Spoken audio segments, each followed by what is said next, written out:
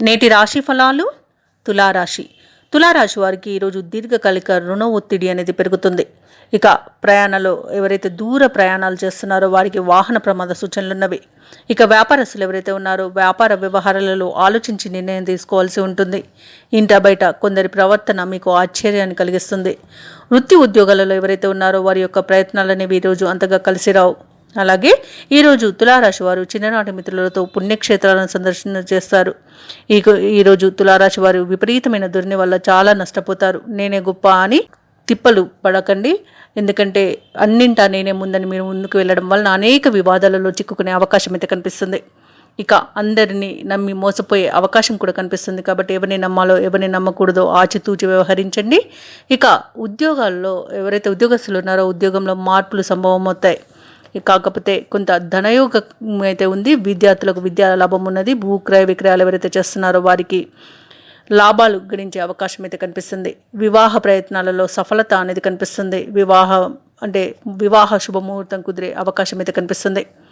ఇక ఈరోజు వ్యవసాయదారులకు పంట లాభ సూచనలు ఉన్నవి. అలాగే తులారాశి వారు ఈరోజు బంధువుల నుండి విమర్శలను ఎదుర్కొంటారు. ఆర్థికంగా కొంత ఇబ్బంది పడతారు. అయిన వారి శత్రువులుగా మారే అవకాశం కనిపిస్తుంది ఈరోజు. అలాగే కొంత అనారోగ్య సమస్యలు మీకు చికాకు కలిగించవచ్చు. ఔషధ సేవనం చేయండి. తగ్గకపోతే వైద్య సంప్రదింపులు తప్పకపోవచ్చు.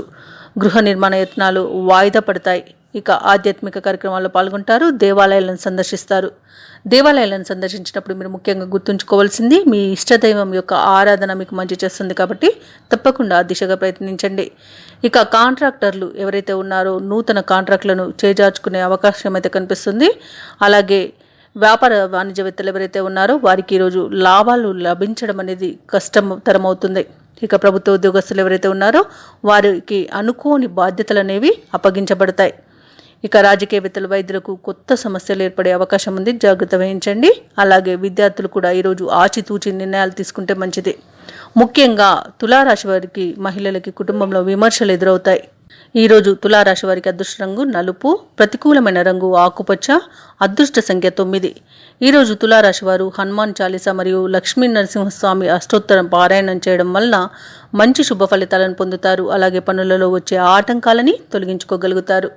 ఈ వీడియో నచ్చినట్లయితే లైక్ చేయండి, షేర్ చేయండి, అలాగే సబ్స్క్రైబ్ చేయడం అస్సలు మర్చిపోవద్దు. అంతా శుభమే జరుగుతుంది.